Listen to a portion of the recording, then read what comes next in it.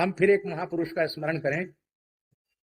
एक ओरछा क्षेत्र में एक गांव है बराना, वहां एक पहाड़ पर मंदिर है श्री राधा मुरली मनोहर, बहुत प्राचीन ठाकुर जी हैं। वहां हमारे पूज्य गुरुदेव, पहाड़ पर बहुत अच्छा लगता था, वहां पर बहुत विशाल तालाब है और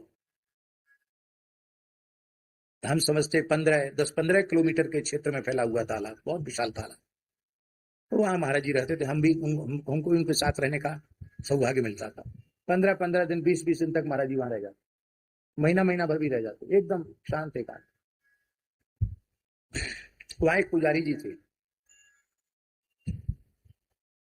साधु साई नाम उनका क्या था वो तो हमको पता नहीं है, पर बुंदेलखंड में लोग कोई ना कोई नाम धर देते हैं। तो छोटे कद के थे वो महात्मा, तो उनको लोग कहते, ब्राह्मण देवता थे, महात्मा थे, तो उनको लोग कहते थे हलकाई महाराज, कहते थे हलकाई महाराज। हल्के थे, छोटे थे, छोटे कद के थे, उसमें भी कमर झुक गई थी, बूढ़े थे, उनका नाम था हलकाई महाराज। इतने पूरे पहाड़ की सैकड़ों सीढ़ी उतर के नीचे जाना, तालाब में स्नान करना, कलश मांझ कर वहां से जल भर के लाना, भगवान की पूरी सेवा अपने हाथ से करना। केवल सफाई के लिए एक सेवक रहता था, बर्तन वर्तन मांजने, बाकी सारी सेवा, भगवान की रसोई स्वयं बनाते थे और कोई छप्पन भोग नहीं बनाते थे। त्योहार पे विशेष भोग लगता और बाकी रोज तो उर्द की दाल, क्योंकि खेत में उर्द हो जाता, और मोटे मोटे चूल्हे के टिक्कड़, पतली रोटी नहीं, मोटी रोटी, और एक आध सब्जी, थोड़ा सा भात, ये भोग लगता। पर हमने महाराज जी से पूछा कि महाराज जी, मूंग की दाल और रोटी तो अनेक जगह खाते हैं, उर्द की दाल और रोटी भी खाते हैं, लेकिन यहां जैसा स्वाद कहीं क्यों नहीं आता है? हमने एक बार पूछा महाराज जी से, तो बिल्कुल सच्ची बात है ब्रह्मचारी जी, आज तक न तो वैसी उर्द की दाल हमने पाई, ना आज तक वैसी रोटी। आप कहेंगे कि आप रोटी दाल नहीं खाते हो, क्या खाते हो? वही तो खाते हैं, लेकिन वैसा स्वाद नहीं आया। तो हमने महाराज जी से पूछा, महाराज इसमें ये क्या डाल देते हैं, ऐसा इतना स्वाद कैसे आता है? महाराज जी ने कहा, पंडित जी आप इनके भाव को नहीं देते हो, ये किस भाव से ठाकुर जी की सेवा करते हैं और कितनी पवित्रता से, कितने भाव से रसोई बनाते हैं, फिर थाल सजा कर ले जाते हैं और भगवान को भोग रखने के बाद फिर बाहर बैठकर कितने भाव विवल हो जाते हैं, आंख मूंद कर बैठे रहते हैं। बोले ये पदार्थ का स्वाद नहीं है पंडित जी, राधा मुरली मनोहर के अधर सुधा का स्वाद है इसमें, अधर सुधा का स्वाद। तो भगवान के लिए जब नैवेद्य बना, पाक सिद्ध किया जाएगा और भगवान को भोग लगाया जाएगा, तो उसमें भगवान के अधरामृत का स्वाद आएगा। इसलिए इस भाव से रसोई बनानी, इसी भाव से भगवान को भोग लगाना, और जब पाने बैठना तो इसी भाव से पाना, इसमें ठाकुर जी का अधरामृत मिला हुआ है। कितनी दुर्लभ वस्तु है ब्रह्मचारी जी, है?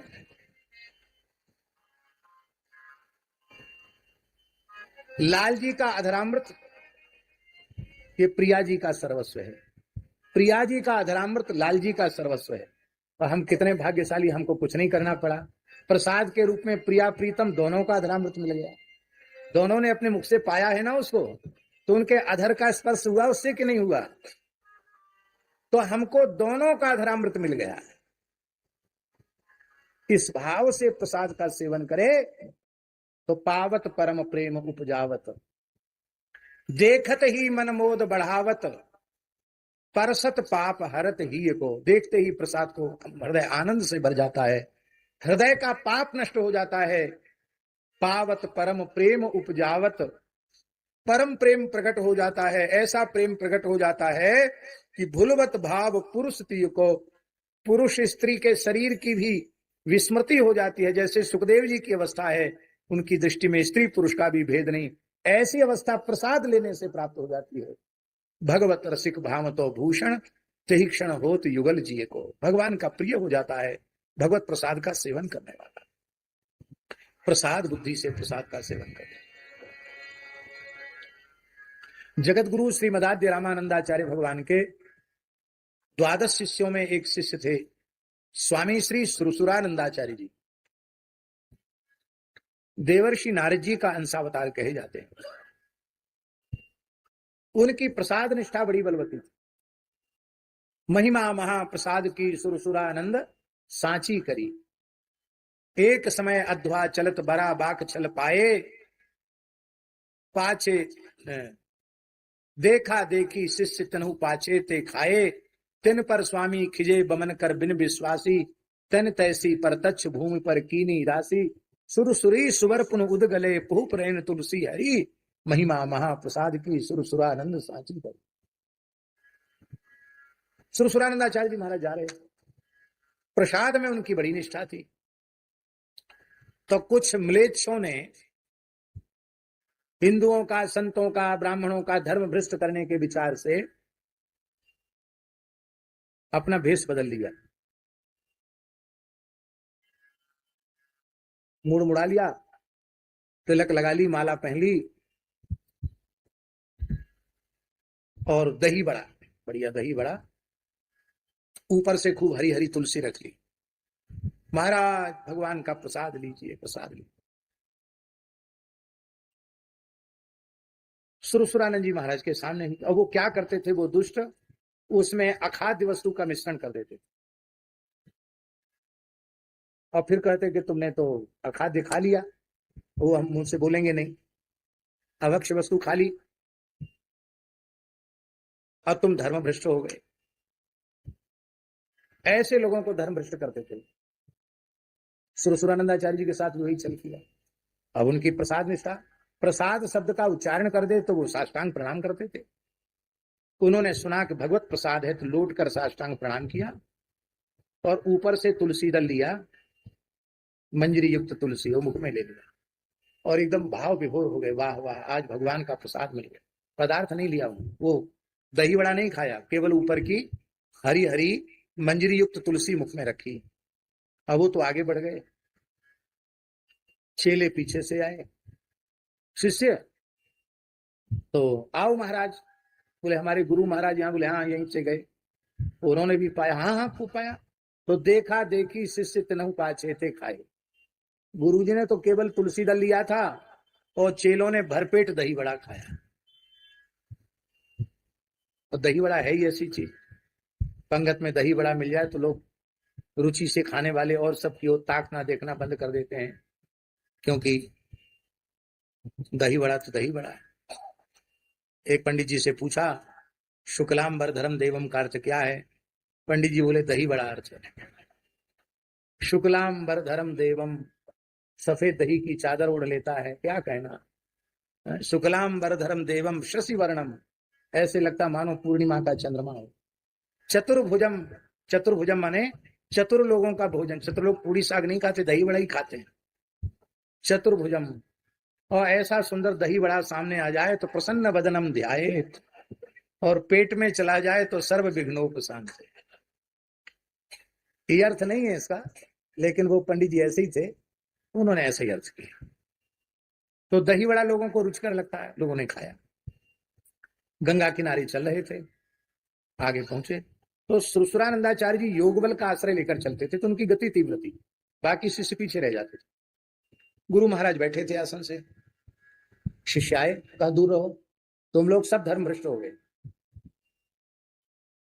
कौन बनाने वाला है, किस देवता को भोग लगाया गया है, क्या सामग्री पड़ी हुई है, इसका विचार किए बिना तुमने क्यों खाया? अब ये तो बेचारे डर के मारे नहीं कह पाए कि आपने भी तो खाया, ये नहीं कह पाए, लेकिन सब मर्यादित थे, सब चुप हो गए। क्यों खाया तुमने?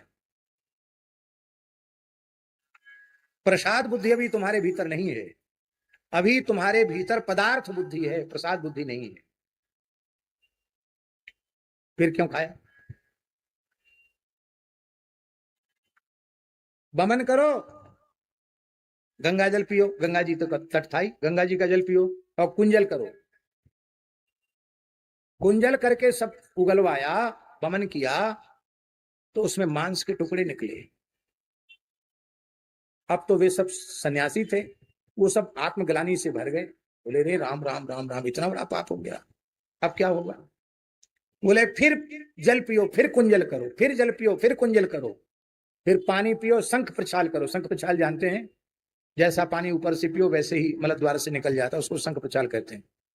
तो वो महान योगी थे, अपने चेलों को नेति धोती कुंजल बस्ती शंख प्रछाल आदि क्रियाओं में लगा दिया। इसको खटकर्म कहते हैं साधु लोग, खटकर्म में लगा दिया। और महाराज वो तो उनकी हालत खराब हो गई खटकर्म करते करते। आखिर उनके मन में आ गया कि गुरुजी चुपचाप बैठे हैं, हमसे कहते बार बार पानी पियो, उल्टी करो, बमन बेरेचन सब हमको कुल कर्म हमारे करवा दिए, और ये खुद मुस्कुरा के बैठे, खुद खाए डकार तक नहीं लेते हैं। मन में उनके आ गया। तो उनके मन की बात सुरसुरानंदाचार्य जी ने जान ली। उन्होंने कहा तुम लोग अभी भी शुद्ध नहीं हुए हो, क्योंकि तुम यदि शुद्ध होते तो तुम्हारा गुरु के प्रति अशुद्ध भाव नहीं होता। हमारे प्रति जो तुम्हारा अशुद्ध भाव है, इससे पता चला कि अभी भी अशुद्धि तुम्हारे भीतर है। तुमने जो खाया था तुमने उल्टी कर दिया, अब हमने खाया था हम उसको उल्टी कर रहे हैं। अब देखिए, खाया गया था सवेरे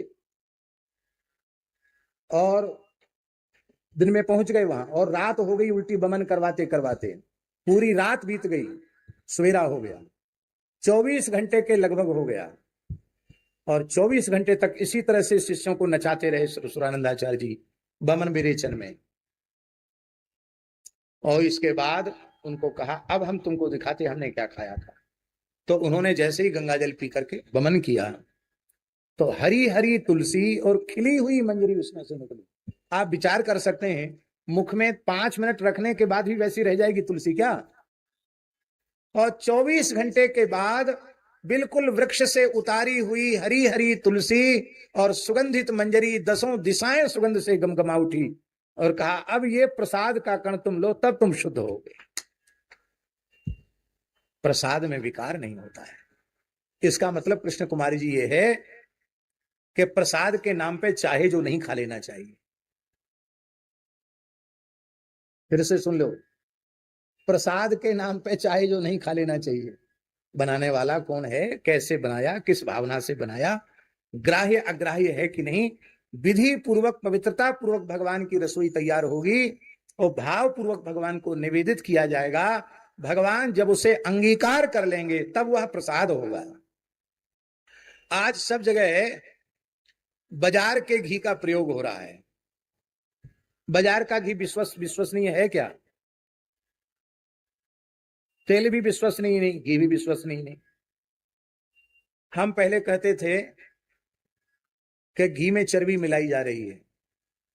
एक सज्जन हमारे पास आए, अग्रवाल थे, उन्होंने कहा महाराज जी आप अपने वक्तव्य में संशोधन कर दीजिए। क्या संशोधन करें? बोले महाराज अब इतनी अच्छी तकनीक आ गई है कि चर्बी ही घी बन जाती है। अच्छा, बोले आप कहो तो हम आपके सामने बना के दिखा सकते हैं। चर्बी मंगा के एक एसेंस डाला जाता है, वो चर्बी की बदबू चली जाती है, फिर घी का एसेंस डालते हैं, एक केमिकल डालने से उसकी बदबू चली जाती है, दुर्गंध चली जाती है, और जब घी का एसेंस डालते हैं वो पूरा का पूरा घी बन जाता है। तो जिन भगवान ने विप्रधेनु सुरसंत हित लीन मनुज अवतार, वो भगवान चर्बी मिश्रित घी वाली रसोई भोग लगाएंगे? वो सिंथेटिक बाजार के दूध का और बाजार के सपरेटा वाले दही का भोग लगाएंगे, जिसमें किस किसने स्पर्श किया है? फिर जब भगवान ने उस पदार्थ को ग्रहण ही नहीं किया तो भगवत प्रसाद कहां से हुआ? ये कोरी भावुकता की बातें नहीं है, इसी को विवेक कहते हैं। बिनु सत्संग विवेक न हो।